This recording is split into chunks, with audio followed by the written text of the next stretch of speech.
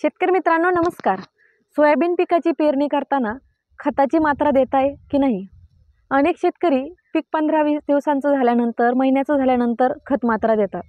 पण हे लक्षात घ्यायला हवं की सोयाबीन पीक हे अत्यंत कमी कालावधीचं 90 दिवसापासून ते 110 दिवसांपर्यंत उशिरात उशिरा येणारे वाण सुद्धा 110 दिवसांपर्यंत येणारे आहेत आणि साधारणतः 60 ते 65 दिवसांपर्यंत सोयाबीन पिकाला खताची जास्त गरज असते।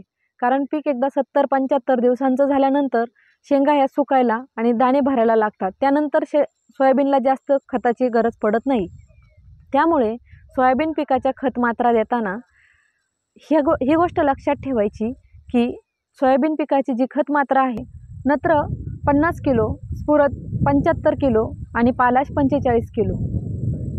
जर आपण DAP किंवा इतर खतांचा वापर करणार असू तर आपल्याला गंधक पुन्हा 20 किलो वेगळं द्यावं लागतं।